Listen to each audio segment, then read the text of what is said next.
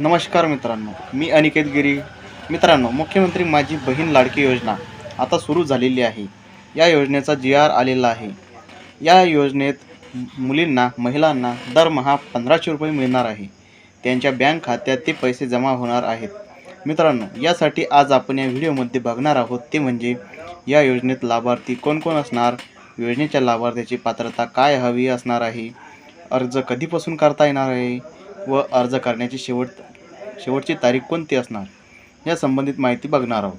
तर यासाठी मित्रांनो, हा व्हिडिओ तुम्हाला शेवटपर्यंत बघावा लागेल. चॅनलवरती नवीन असाल तर चॅनलला सबस्क्राईब नक्की करा, जेणेकरून तुम्हाला नवनवीन व्हिडिओ बघायला मिळतील. चला तर मित्रांनो, व्हिडिओ सुरू करूया.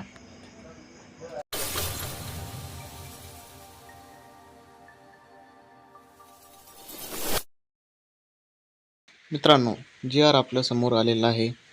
जी-आर आहे महाराष्ट्र राज्यात मुख्यमंत्री माझी लाडकी बहिणी योजना सुरू करण्यास मान्यता देण्याबाबत. हा जी-आर मित्रांनो 28 जून 2024 रोजी महाराष्ट्र शासनाने लागू केलेला आहे. यामध्ये महाराष्ट्र राज्यातील महिलांमध्ये ॲनिमियाचे प्रमाणे 50पेक्षा जास्त आहे.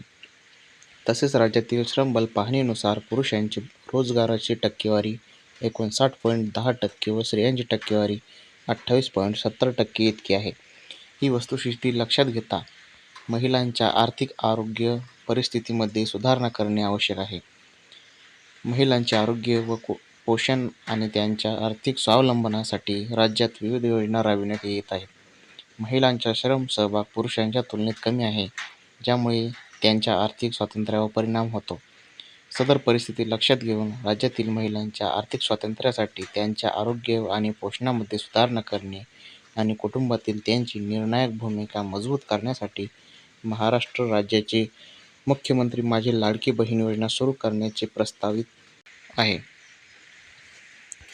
शासन निर्णयाप्रमाणे राज्यातील महिलांच्या आर्थिक स्वातंत्र्यासाठी, त्यांच्या आरोग्य आणि पोषणामध्ये सुधारणा करणे आणि कुटुंबातील त्यांची निर्णायक भूमिका मजबूत करण्यासाठी महाराष्ट्र राज्याने मुख्यमंत्री माझी लाडकी बहीण योजना सुरू करण्यास मान्यता देण्यात येत आहे. मित्रांनो, या योजनेचा उद्देश नेमका काय आहे? तर खालील दिलेल्या पॉईंटप्रमाणे पहिला नंबर आहे, राज्यातील महिला व मुलींना पुरेशा सोयीसुविधा उपलब्ध करून रोजगार निर्मितीस चालना देणे. दुसरा आहे, त्यांचे आर्थिक सामाजिक पुनर्वसन करणे. तिसरा उद्देश आहे, राज्यातील महिला स्वावलंबी व आत्मनिर्भर करणे. चौथा उद्देश म्हणजे राज्यातील महिलांना व मुलींना सशक्तीकरणास चालना मिळणे. आणि पाचवा उद्देश म्हणजे महिला आणि त्यांच्यावर अवलंबून असलेल्या मुलांच्या आरोग्य आणि पोषण स्थितीत सुधारणा करणे.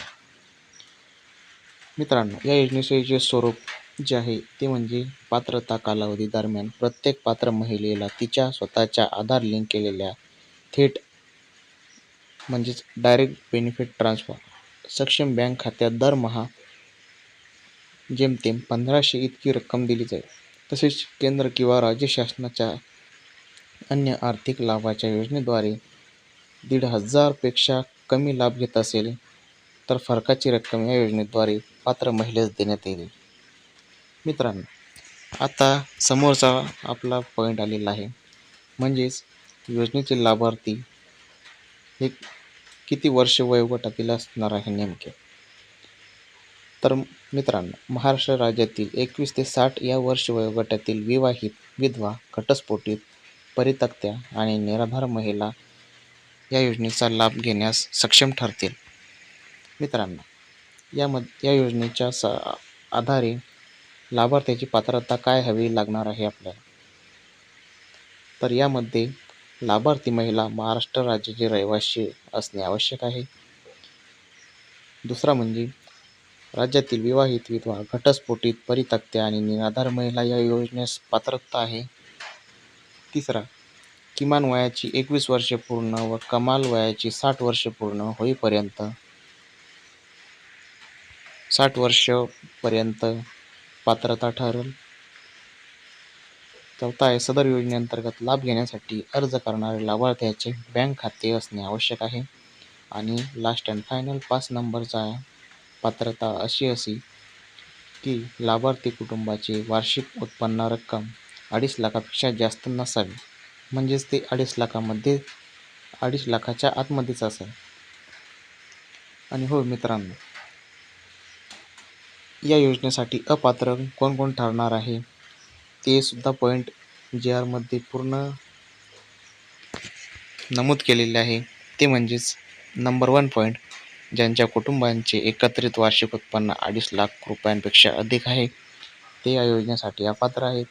दुसरा म्हणजे ज्यांच्या कुटुंबातील सदस्य आयकरदाता आहे ते सुद्धा या योजनेसाठी अपात्र आहेत. नंबर 3 म्हणजे ज्यांच्या कुटुंबातील सदस्य नियमित किंवा कायम कर्मचारी किंवा कंत्राटी कर्मचारी म्हणून सरकारी विभाग किंवा उपक्रम किंवा मंडळ किंवा भारत सरकार किंवा राज्य सरकार स्थानिक संस्थेमध्ये कार्यरत आहेत किंवा सेवानिवृत्तीनंतर निवृत्तीवेतन घेत आहेत, परंतु बाह्य यंत्रणांद्वारे कार्यरत असलेले तथा स्वयंसेवी कामगार आणि कर्मचारी अपात्र ठरणार नाहीत. चौथा म्हणजे सदर लाभार्थी महिलेने शासनाच्या इतर विभागामार्फत राबविण्यात येणाऱ्या आर्थिक योजनेद्वारे 1,500 पेक्षा जास्त लाभ घेतला नसेल, हे अपात्र आहे. नंबर 5वा पॉईंट म्हणजेच ज्यांच्या कुटुंबातील सदस्य विद्यमान किंवा माजी खासदार किंवा आमदार आहेत, हे सुद्धा यासाठी अपात्र आहेत. 6वं म्हणजे ज्यांच्या कुटुंबातील सदस्य भारत सरकार किंवा राज्य सरकारच्या बोर्ड, कॉर्पोरेशन किंवा उपाध्यक्ष किंवा संचालक किंवा सदस्य आहेत, हे सुद्धा या योजनेसाठी अपात्र आहेत. नंबर 7 म्हणजे ज्यांच्या कुटुंबातील सदस्यांची नियुक्तीपणे 5 एकरपेक्षा जास्त शेतजमीन आहे, ते सुद्धा या योजनेसाठी अपात्र आहेत. नंबर 8 म्हणजे ज्यांच्याकडे 4 चाकी वाहने म्हणजेच आपला शेतीचा ट्रॅक्टर वगळून बाकी कोणतीही 4 व्हीलर वाहने ज्यांच्या कुटुंबाच्या सदस्याच्या नावावर नोंदणीकृत आहे, ते सुद्धा या योजनेमध्ये अपात्र आहेत. यानुसार पूर्ण पडताळणी करून अभिप्राय घेऊन शासन मान्यतेने कार्यवाही करण्यात येईल. मित्रांनो, यासाठी आता समोरचा आपल्याजवळ पर्याय आहे की आपल्याला नेमका या योजनेसाठी अर्ज करण्यासाठी नेमकी आपल्याजवळ कागदपत्रे कोणती असणे आवश्यक आहे. तर मित्रांनो, यामध्ये योजनेच्या लाभासाठी ऑनलाईन अर्ज हे यासाठी लागणार आहे. नंबर 2 लाभार्थ्याचे आधार कार्ड. नंबर 3 महाराष्ट्र राज्याचे अधिवास प्रमाणपत्र किंवा महाराष्ट्र राज्यातील जन्म दाखला.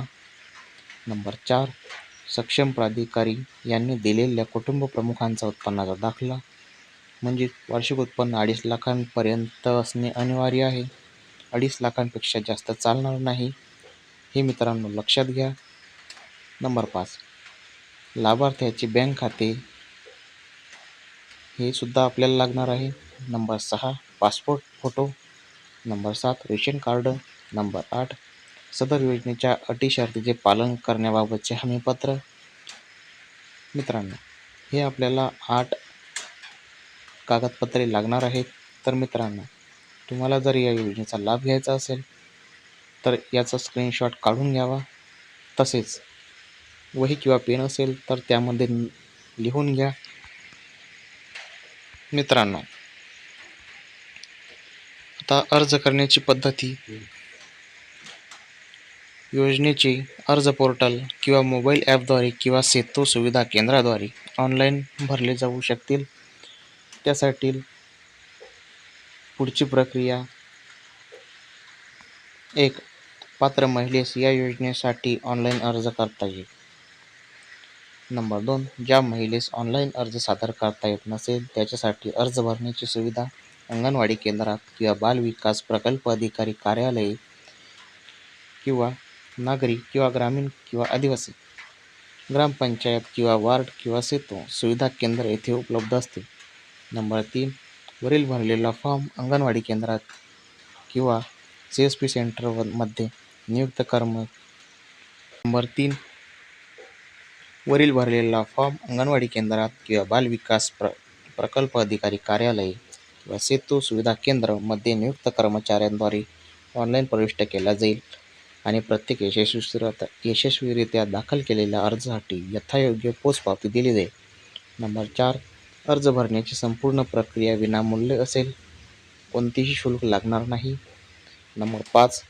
अर्जदार महिलेने स्वतः उपरोक्त ठिकाणी उपस्थित राहणे आवश्यक असेल, जेणेकरून तिचा थेट फोटो काढता येईल आणि KYC करता येईल. यासाठी महिलेने खालील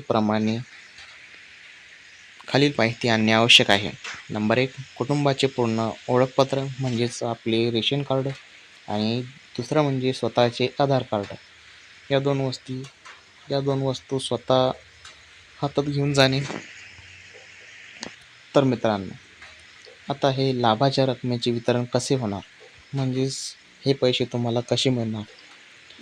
प्रत्येक पात्र महिलेला तिच्या स्वतःच्या आधार लिंक केलेला थेट लाभ हस्तांतरण म्हणजेच सक्षम बँक डायरेक्ट बेनिफिट ट्रान्सफर सक्षम बँक खात्यात जिल्हा महिला व बाल विकास अधिकारी कार्यालयामार्फत रक्कम जमा केली जाईल. तर मित्रांनो, समोरचा जो आपला अर्जंट पॉईंट आहे तो म्हणजे अर्ज कधीपासून सुरू होणार आहे. मित्रांनो, या मुख्यमंत्री माझी लाडकी बहीण योजना या योजनेचा अर्ज उद्या म्हणजेच 1 जुलै 2024 या तारखेपासून सुरू होणार आहे. आणि दुसरं म्हणजे जो अर्ज करण्याचा शेवटचा दिनांक तो म्हणजे 15 जुलै 2024 आहे. मित्रांनो, जे लाभार्थ्याची बँकेमध्ये KYC करणे असेल तर त्याची लास्ट डेट 10 ऑगस्ट 2024 अशी ठेवण्यात आलेली आहे. या उपरोक्त कालावधीनंतर या मोहिमेअंतर्गत नोंदीबाबतच्या कार्यवाही संबंधात वेळोवेळी आवश्यक ते सूचना देण्यात येतील. यासाठी लवकरात लवकर आपल्या चॅनलला सबस्क्राईब नक्की करा. तर मित्रांनो, आम्ही खूप कष्ट करून व्हिडिओ बनवतो. या व्हिडिओसाठी एक लाईक नक्की करा, एक शेअर नक्की करा आणि होय, व्हिडिओ चांगला वाटला असेल तर तुमच्या मित्रांना सुद्धा पाठवा. आणि हो, सबस्क्राईब करायला विसरू नका. तर चला भेटूया पुढच्या व्हिडिओमध्ये.